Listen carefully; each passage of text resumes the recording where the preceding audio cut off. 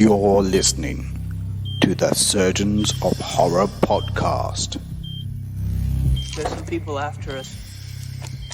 A guy with a chainsaw. You saw what? A chainsaw. Hello, welcome to the Surgeons of Horror podcast. Its purpose is to dissect and discuss horror films, both old and new.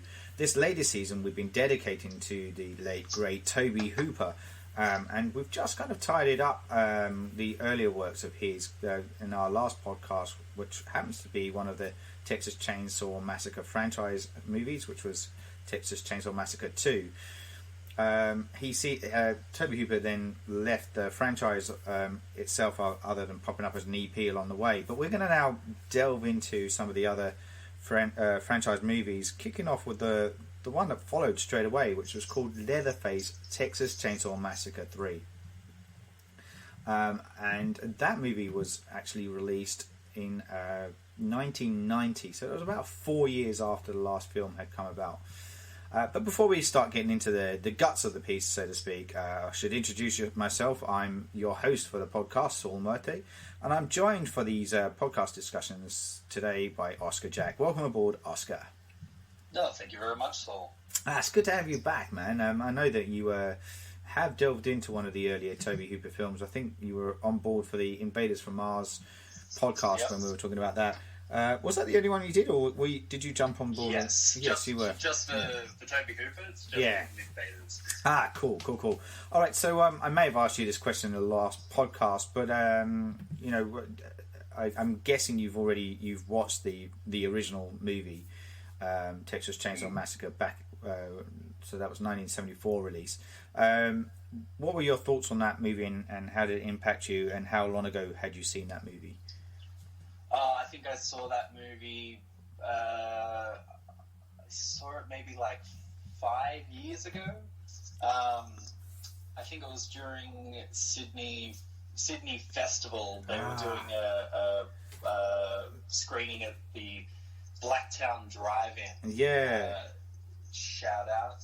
That was the first time that I'd ever seen it, and it really did leave quite an impression in terms of I don't know, when you go back to the fundamentals of especially in horror, but the slasher genre.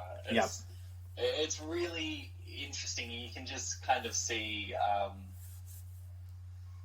I don't know, the air of real kind of originality with those early ones, with Texas Chainsaw Massacre, with Halloween. Yeah. Which kind of the follow-ons, even the first Friday the 13th doesn't have it. You just kind of see all of the tropes done first and done better. Yes. In those originals, it doesn't have the same kind of ring when you see people kind of wringing the sponge. Yeah. How much more blood can we get out of this thing? That's a really good point, because and I think that's something that I mentioned this in the podcast that we did for Texas, but for the sake of conversation with you on this, is that I'd seen it many years ago, but when I rewatched it again ahead of the podcast, I was just reminded of how good it was and how much I did enjoy it. And what I think's been, having watched a load of the Texas Chainsaw Massacre movies now, and as we delve into the franchise, I think something that, and maybe we'll talk about this throughout this podcast, but one thing I feel that's missing is that kind of real gritty feel to the original, this real guerrilla style approach which Hooper brought to that movie. And I said in the podcast as well, the set design itself just breathed off the screen. It was such a it really felt dirty and disgusting, and with all the bones and these feathers and things strewn all over the place. It just was a real horrible kind of environment that these people found themselves in. And I feel like everything's a bit more polished these days, so it's particularly with the remakes, they try and up the ante, but they kind of miss the point of what made the original so good. And I don't mean to sound so snobby with that, because I do feel the remake back in 2002 with Jessica Biel at least got close to that, and I feel like it was still had a bit of a polished feel, but it at least dared to kind of go places with it that was a bit dark and disturbing to watch, which I think modern cinema audiences would have appreciated. But that's an aside, and that's a bit further down the track. So before we kind of again leap into number 3, I don't think you've caught number 2 with the Dennis Hopper version. So and we've just spoken about that, but just to fill in the gap for the podcast listeners here, the Texas Chainsaw Massacre 2 was actually still directed by Tobe Hooper. It came out in 1986, and he went with a very, very different approach. He went with a black comedy route. And personally, I felt that had a bit of a dent in the franchise. I don't think it worked. Texas Chainsaw Massacre 2 actually became a bit of a cult following afterwards. So there's obviously an appeal there, but from my point of view, I just didn't quite get it, and didn't mesh with me. The elements that worked was Tom Savini's graphics and displays of blood and gore that was embedded throughout it, and when the comedy juxtaposed with that, I thought it worked, but across the board, I thought it just didn't gel with me. And Leatherface became such a weaker character as a result, and I felt Bill Moseley's performance of Chop Top in it was outstanding. He was brilliant in it, and really dark and twisted.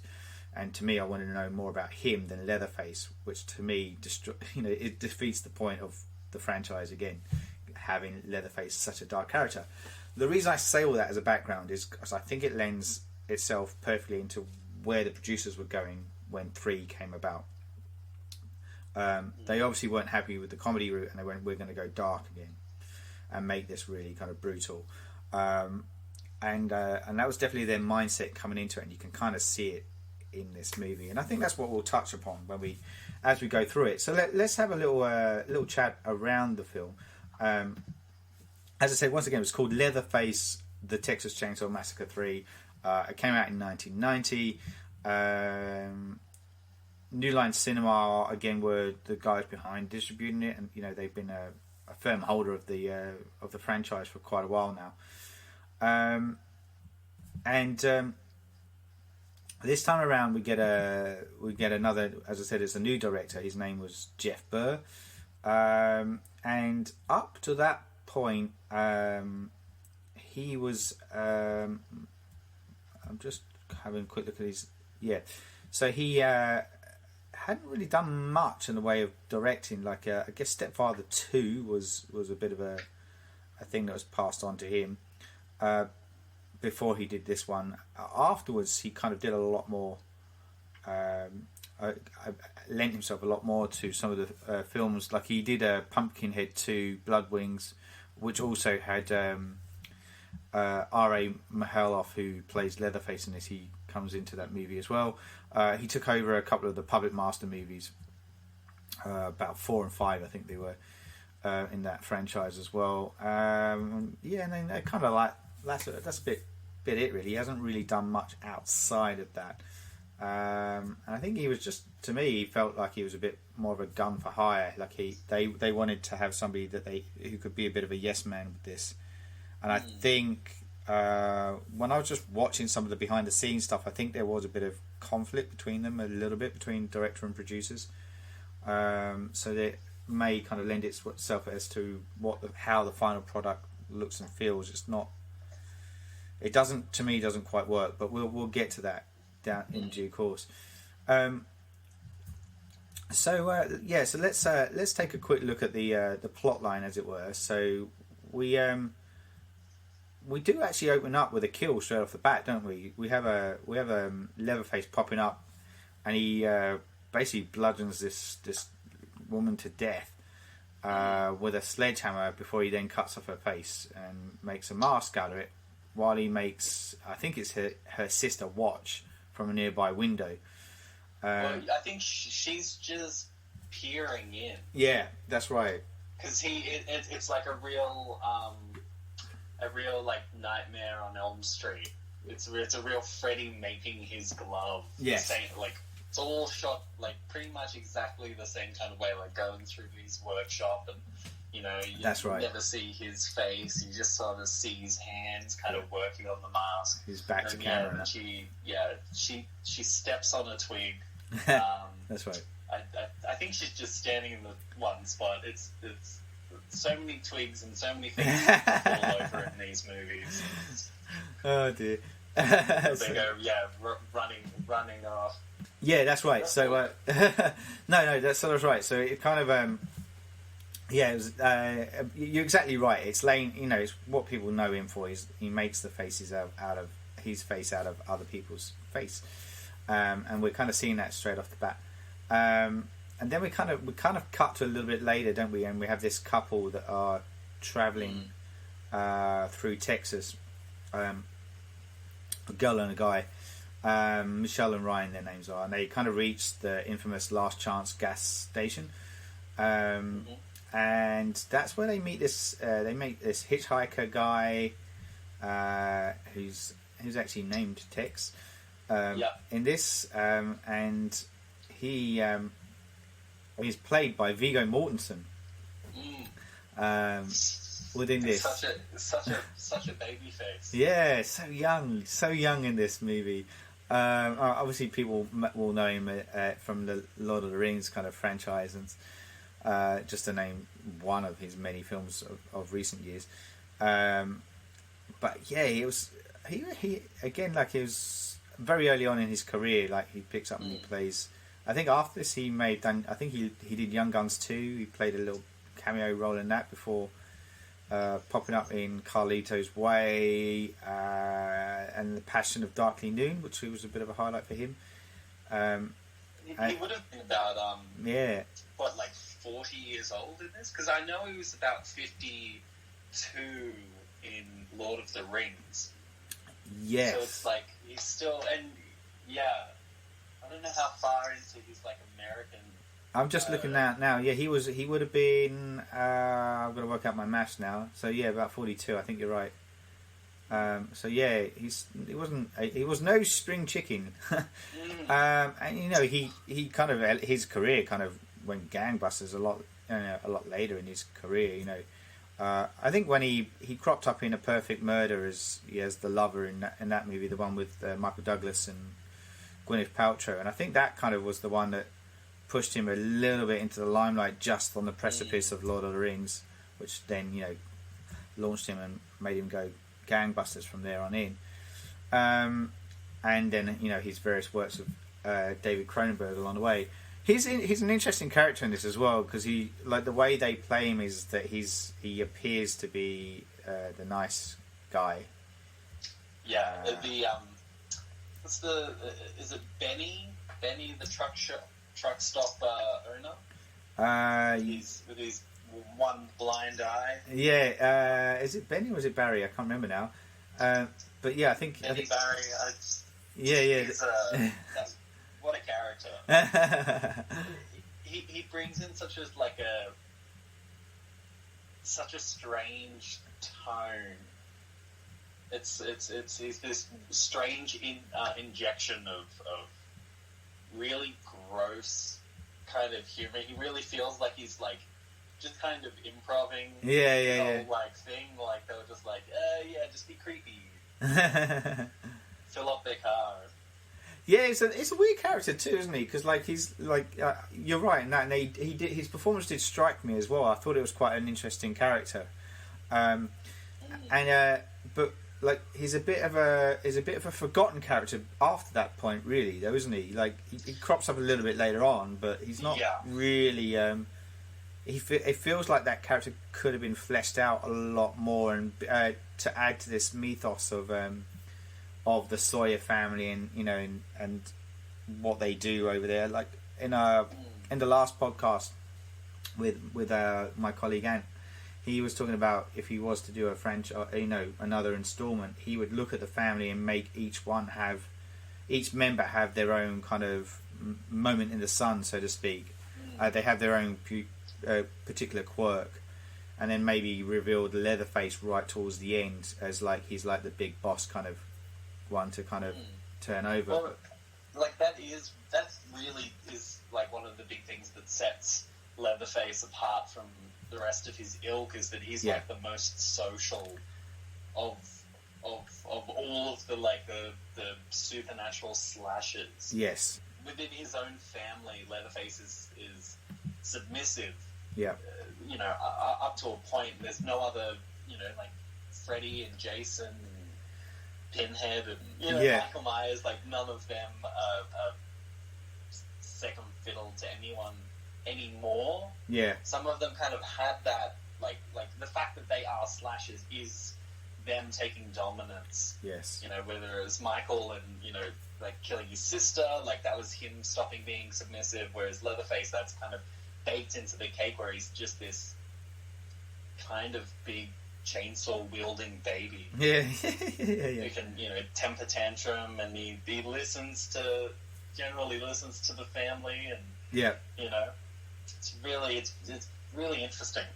Yeah, like I kind of had this conversation with Ant in the last podcast. I might just open it up to you to have a think about as well, because when you look at the slashers, though, like one thing that which was interesting about the slasher films is that, you know, if you look at the Freddys and the Michaels and the Jasons, is that they have a bit more terrain to move around, and therefore, you know, they can stalk their prey and hunt them down and kill them, which makes them quite hard to.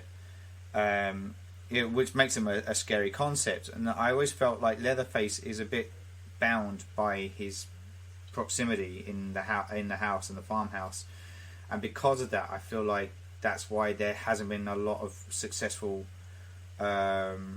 follow-ups with the franchise, because they are kind of restricted with what they can do with this character when he's stuck in this isolated place. You know, I don't know if you've got any thoughts on that yourself. It's interesting, as well as, like, not only is he restricted by the area, but that also kind of restricts what action can happen. Yeah. Because if they go too overblown, then they get caught out. Because it's this tightrope, and also it, you know, pushes credibility in terms of, like, this has happened again. Yeah. All, like, you know, like, the police would be able to have at least like a big circle on a map being like, yeah, it's somewhere here. All of these like horrific disappearances and this and that. It's all just kind of like, yeah. I feel like that's why you've got to start rebooting it and prequeling it. And that's it. It's not Freddy jumping into the dreams of a new cast of characters. That's right, exactly, and that's what I mean. It's an interesting franchise, and I think I touted it as probably the weakest of the franchises as well, with those in mind. Because of that, it doesn't have anywhere to go, and that's not to say, you know, the other franchises haven't put out poor films, because they have. It's just there's at least a bit more flexibility and movement about what the film creators can do with those iconic killers. Anyway, so I just thought I'd throw that out there, because I am interested in everyone's take on that as we do a few more of these. So if we go back to the narrative for a moment, we have we've got the Michelle and the Ryan character in their car. There's a fight that breaks out with the Tex guy, the Viggo Mortensen character, and the station owner, Alfredo, his name is. And as they're fighting, that's when so that's right, because Tex catches Alfredo spying on Michelle in the restroom, doesn't he? That's right. Yes. And so there's a bit of a thing that comes out, which we later realise is a staged thing. And then Michelle and Ryan basically get in their car and take flight. And what they see in what looks like Alfredo killing Tex with a shotgun. But in their pursuit of trying to get, or in their efforts to try and escape, they get lost, and they follow Tex's direction. That's right. Yeah, because they unknowingly lost. Yeah, that's right. So they go off the beaten path, so to speak. Never a good choice. No, never a good choice. Oh, it's not on the map. That's all right. It's a shortcut. It's a shortcut. Yeah, so they get lost, and that's when we get hit an armadillo. they hit. Yeah, that's right. They hit an I think which ends up loosening one of their wheels. So further down the road, they need to stop again. That's right. Change of that. There's a lot of There's a lot of meandering around at this point. It feels a bit. I don't know about you, but it felt like they're just pulling their teeth in order to get them into the farmhouse. Essentially, it's just like, all right, just get them there because this is getting a bit too long in the tooth now. At which point, then we get Leatherface reoccurring, and he jumps out, and but they manage to escape still, despite that. So yeah. And then that's when Michelle and Ryan kind of pick up this guy called Benny, who crash into. Exactly. They crash into him. Sorry, I beg your pardon. They crash into him first. A little bump.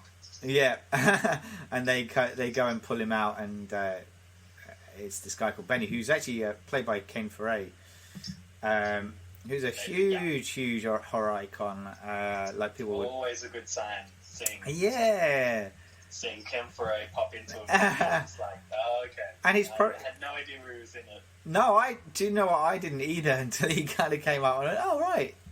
But yeah, like people will know him more so, I guess, from Dawn of the Dead was his most iconic role. But he has cropped up as well in a lot of the zombie films, Rob Zombie films of late as well. So has been resurrected, and in particular the Halloween remake he was in. He also popped in From Beyond, Stuart Gordon's From Beyond. Ah, yes. He's fantastic in a red Speedo for a large portion of that movie. Yes, that's right. A visual. I don't know what I was going to say then. Yeah, a sight to behold. Yeah. But he's my point is the iconic performer within the horror circuit. And his performance in this is actually really refreshing against the other people that are with him. He's whenever he's on screen, he just pulls you in. Which I think says a lot about him, but also says a lot about the other actors he's with. So that's when we have Tex kind of reappearing again. So he's alive, and does Benny and Michelle Ryan separate? Benny and because Michelle Ryan split at that point, or Ken Foray gives them painkillers, and they have a bit of a snooze as he goes off trying to That's fight, right. and he has his own little bump in with he comes across the Tinker guy. Just kind of wandering around the woods for a little bit. Yeah, there's a lot of that, isn't there? It's really quite generic, and it's really it feels very cheap. It does. It feels like the part of the horror movie where you're like, okay, like I guess they're just shooting in the woods. It's like nondescript woods. Exactly, and it does feel like they're kind of making it up as they're going along, and it's all kind of patched together. And go, oh, what do we do now? All right, let's get Benny bumping into a guy with a hook now as a hand. And that's kind of what happens here. And I guess that's kind of a bit of a nod to the second one, because that's the Chop Top character had this coat hanger hook thing that he played with. But in this instance, it doesn't go down massively well. But then he realizes that because he sets up road flares, doesn't he? And he looks like he's there to rescue the truck, but then it soon turns out he's there to ram him down. That's right.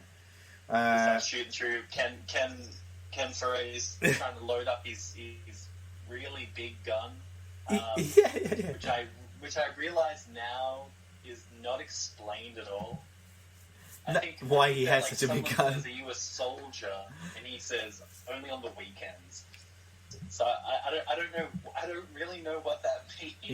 Yeah, that's right. It's weird, isn't it? Like, he's described as a survivalist. But he's got a big gun. Yeah. Yeah. Which I'm really glad. Like, I think he's kind of my big saving grace in this movie. Yeah, agreed.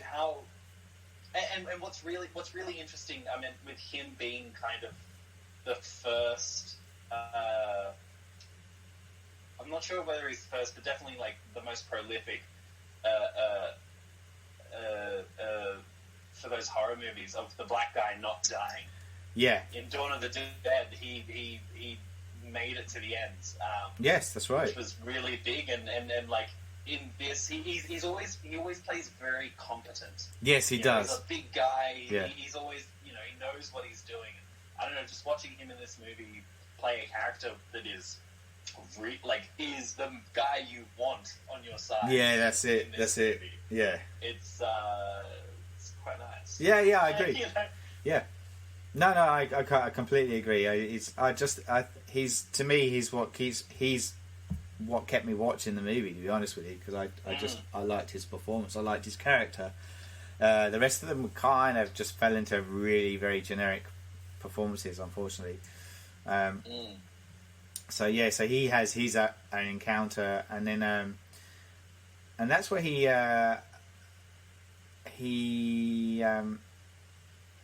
comes across Leatherface at this point, but that's when he's saved by Sarah, the girl at the beginning, who had, and we learn that she has escaped Leatherface, and that's where we get this a little bit of backstory about how her family was killed, and how Leatherface and the family kind of watch the roads and hunt for their prey, essentially. And she's a bit of got a bit of a like Newt syndrome. Yeah, Newt syndrome. She's all of her hair, and she's like telling them to be quiet. Yeah, that's right. Her lips, and she's shook. I think she's been there for a week. Right. I think that's what they say, is that she's been out here for a week. I didn't know what the time frame was, actually. I just was like, oh, you're still around. She's been surviving. She's been, I guess, just running around the same sort of area for a week, surviving. Yeah, that's right. Yeah. But what's interesting here then is, like, Benny then, he hears Michelle and Ryan calling, and so he goes and leaves Sarah behind, and then Sarah then gets ambushed by Leatherface again, who kind of kills her with his chainsaw in a very bloody moment where he kind of pins her to the the tree and kills her. So you kind of look at her character and go, what was the point of her character other than to give you background story? In terms of like her giving us exposition, it's nothing really we needed. Like, she just she's, I guess, just popped in for like the first proper kill, which is kind of crazy. Like there's very few characters in this movie. No, that's right. It's really, it's very basic, very pared down. Yeah. Very few kills. No. That's right. Yeah, it's interesting, huh? So then we then cut back to Leatherface, who then attacks Michelle and Ryan, and he captures Ryan. Because Ryan gets caught with a trap. A trap around his ankle. That's right. And then she just keeps going. Yeah, she keeps going. Fuck Ryan. And then she ends up at the house, and that's where she gets caught by Tex. And we get the reveal that finds the little girl. Probably like the first moment in that movie that kind of made me like sit up and be like, "Oh, okay." The little girl character, cool. Yeah, with her little doll, she sticks her in the side with a knife, and then you turn the light on and see all of like the rib cages and the skulls. That's scattering the fall. And then Tex springs up behind and grabs her. That's now right. We're in the house, and now there's a bit more meat. going on. A bit more meat. Yeah, it's interesting that Totally. with the little girl character too, because she is again one of the few interesting characters in this movie, and she is, and like kids are a bit freaky anyway. If you shoot them in a certain way, there is something about them that can be, because it's that whole thing about them appearing to be innocent, but when they're far from innocent. It's quite a disturbing sight to play on, and they do that, and I kind of wish there was a bit more to her, particularly towards the end. But again, it feels like she's a bit of a forgotten character by that point. Yeah, so it would have been interesting to see that played out a little bit more. But there you go. So we cut to Michelle. She's inside the house, and we get to see some nails in her hand. That's right. And I really like this bit. There's probably one bit I did like was the decomposed grandpa figure that's sitting there. So like the grandpa figure is obviously infamous from the first two films, but he's actually dead now. But they've left his body still kind of decomposing in the room, so his presence is still felt. And I thought, oh, that's kind of a cool touch. And then the Tinker character brings the Ryan guy into the house too. And that's when they suspend him upside down on a pair of meat hooks. So again, replicating what we've seen with the girl character in the first film, who gets killed off. Then Leatherface comes home, and he's given a large golden chainsaw with the words "The saw is family" engraved on it. You tell me. Yeah, it's fucking huge. Sure. You want to go bigger? You've gone bigger. Well done. I applaud you. It was a bit of a stupid moment that I felt. I was having Mandy flashbacks. Yeah. with the 2 meter long. That's right. Chainsaw. Nick Cage. Yeah. Cool. I love it. So then we're outside the house, and we've joined Benny again. Have I missed a bit? Yeah. Go on. I don't know. I might be jumping ahead when Ken Foray comes in with his gun.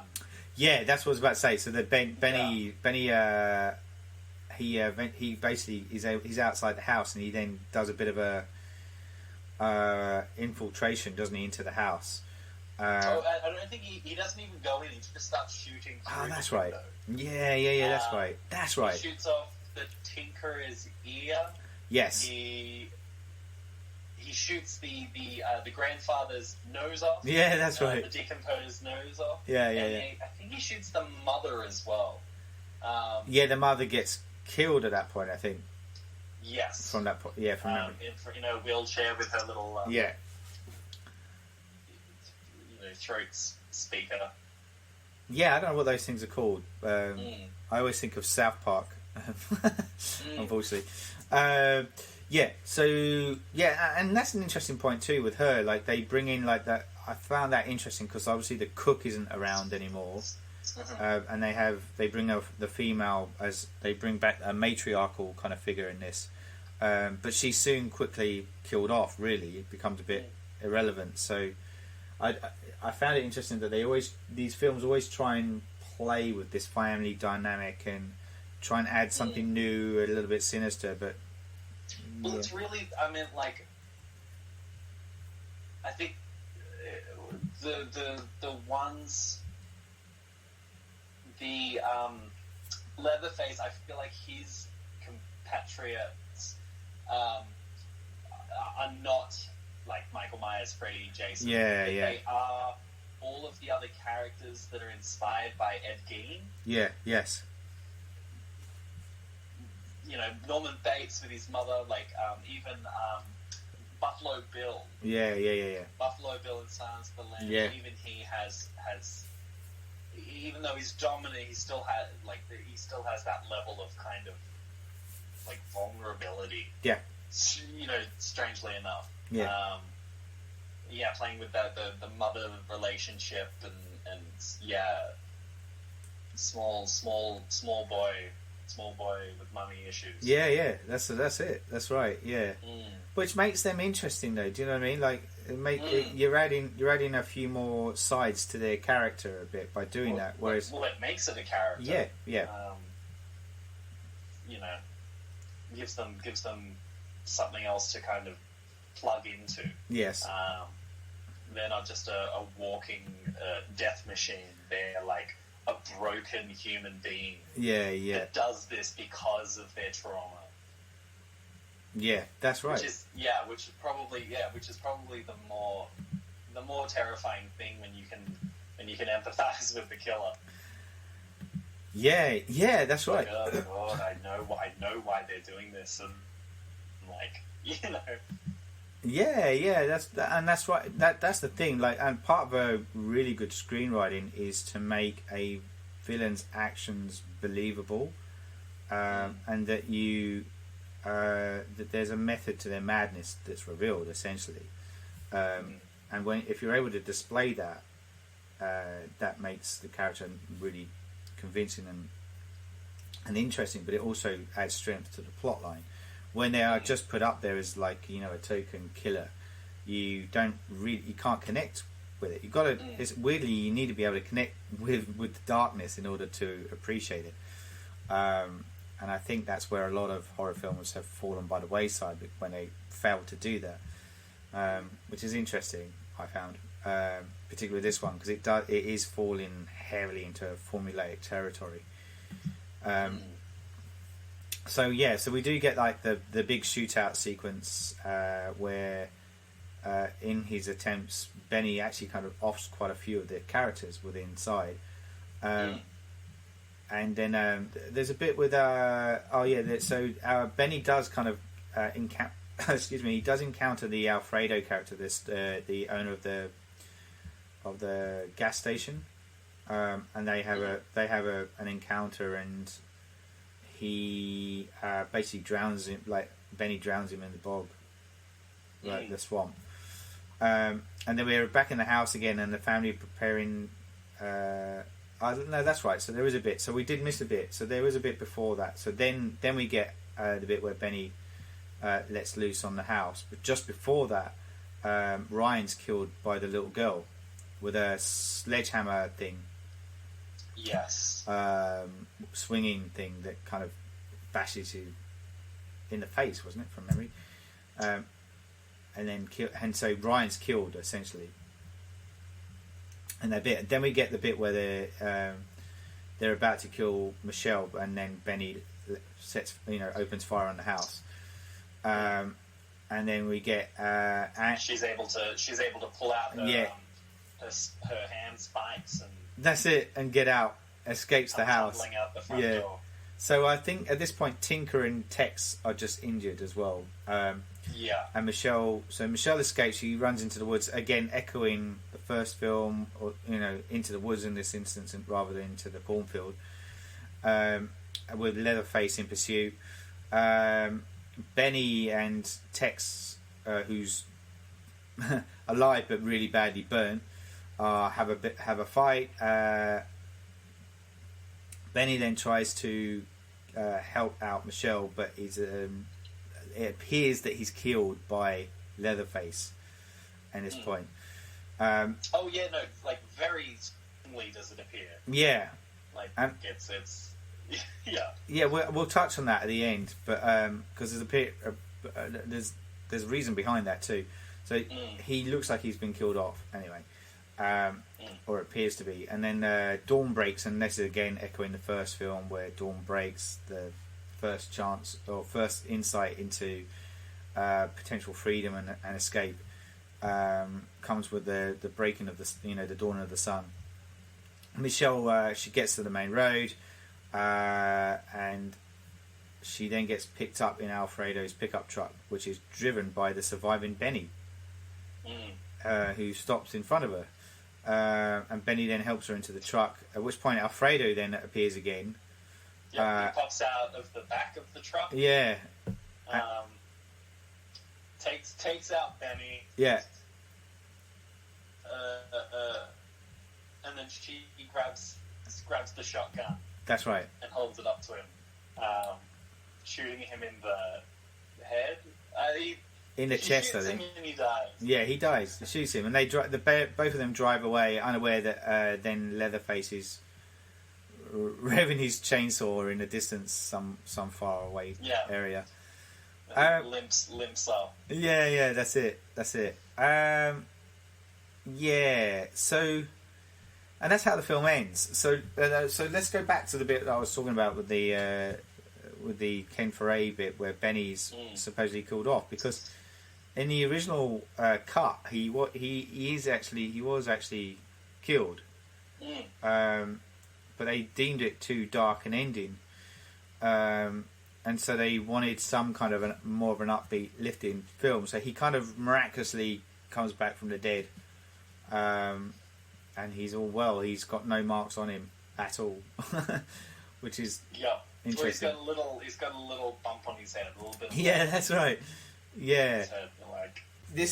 A lot of it seems like when I watch some of the the DVD features, but Jeff Berg talks about the film and the making of it, and how a lot of the stuff got cut out because the studio felt it was too grim in tone, and so more and more of these elements got cut out, and so to the end of it. This is what I meant by there was a bit of altercation between the two, because he felt like there was his film kind of got butchered, ironically. So, and that was because they wanted to gain the MPAA approval. So his film kind of got a lot of things that he liked in it got cut out as a result. And so and the original ending is on the film, so you do get to see how the original film ended, with her actually kind of getting away on her own, essentially, and escaping. So there was big differences between the two. So it's kind of interesting on that point as well, because it does lend weight differently to how the film was received, I think, with both those endings in mind. Yeah, I mean, you can definitely feel them, like, because that ending just, like, screams that it's been, like, stuck on the end there, and you can definitely feel them trying to rev up the chainsaw in, like, oh, it'll be back. It'll just be like, just like, New Line's other, like, Freddy series, which I think was, like, New Nightmare had just happened, or it was around the same time, like the Freddy franchise was kind of wrapping up. Yeah. So you can definitely feel them putting a lot of their eggs in this basket. Yeah. Which is, it's one of those funny, like, Hollywood not learning the right lessons. Yeah. Because the Nightmare on Elm Street and the Texas Chainsaw Massacre are two horror films, but they could not be more different. You can see the legs that Elm Street has over this, like we were talking about. Yeah. And it doesn't feel like they kind of knew or cared or understood. They were just like, these do well enough.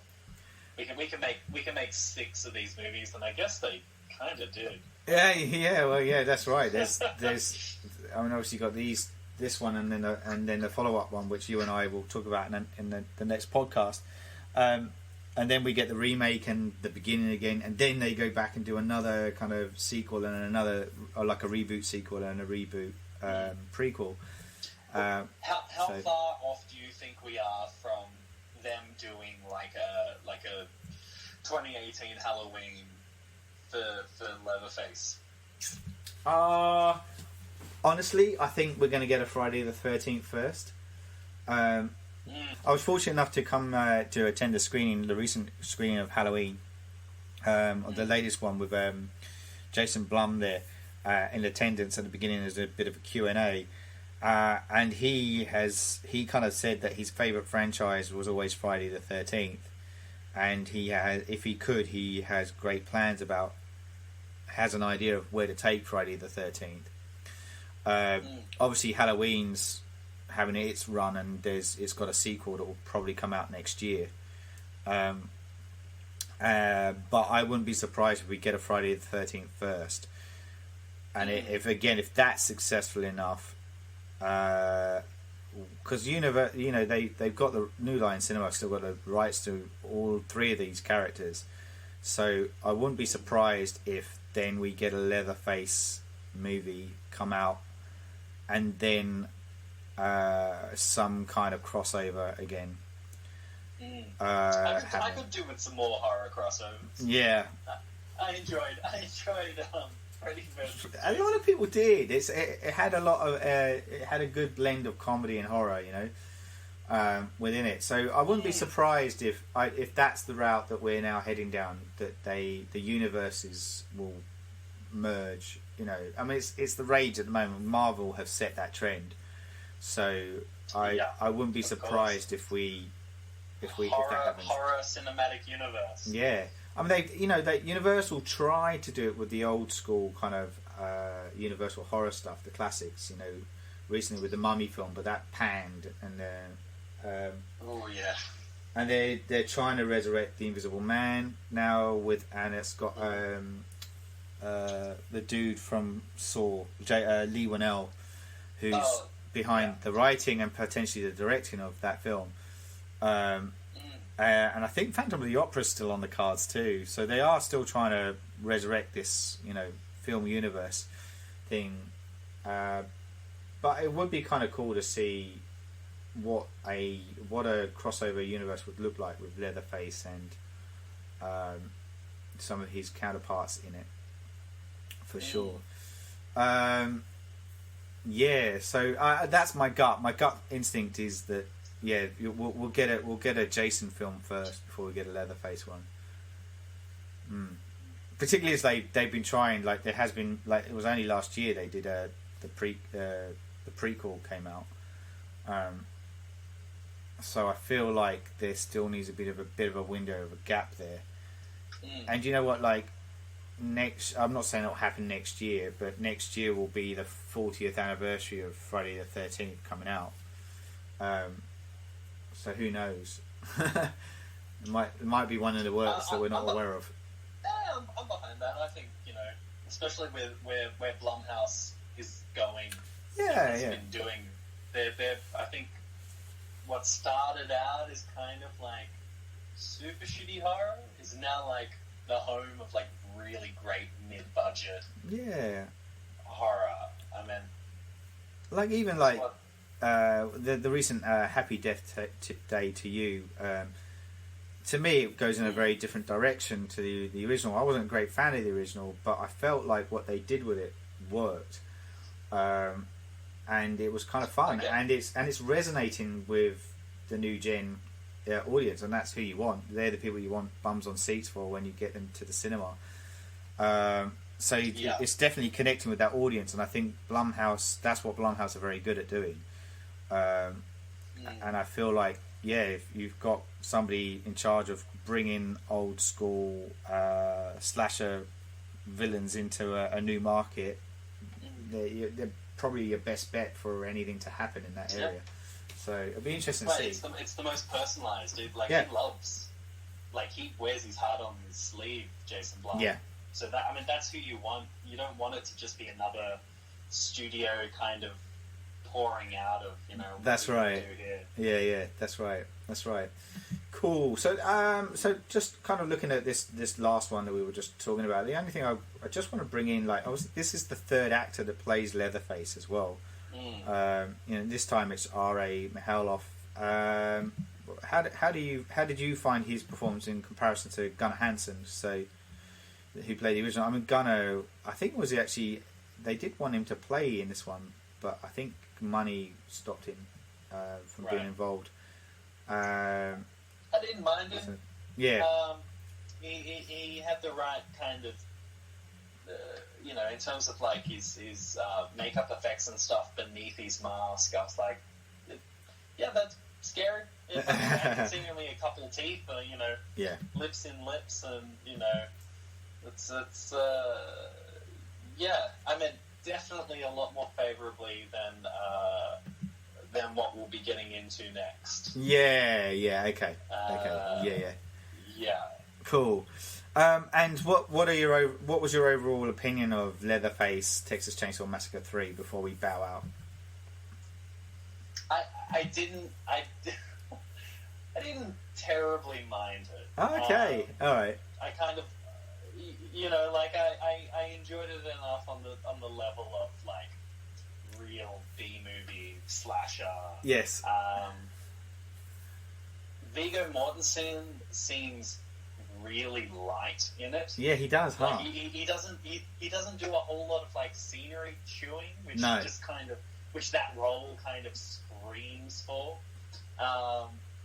Which was really interesting watching him, which I guess it's a more subtle performance. It was a lot more subtle, especially as we know what's coming around the corner for number 4.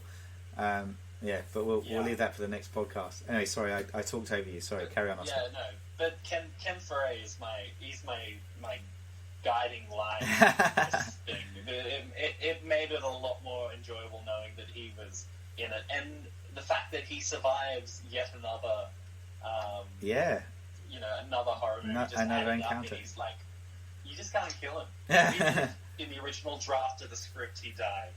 That's right. He still came back. Yeah, awesome. Well, look, thanks as always for your input, Oscar, and on this podcast. We hope people enjoyed our ramblings around the third installment of the Texas Chainsaw Massacre franchise. If you've got any other thoughts on that movie, maybe it is one of your pet loves and you would like to kind of let us know why you champion it so much, let us know. Give us a shout out. Until then, stick around because we are going to throughout the course of the next couple of weeks release a few of these Texas Chainsaw Massacre discussions. The next will be Texas Chainsaw Massacre: The Next Generation. In our next podcast episode. Until then, I'm your host Saul Muerte, and I was joined by Oscar Jack. Thanks for having me. No worries. Goodbye. You're listening to the Surgeons of Horror podcast. Music supplied by Peter Nezik.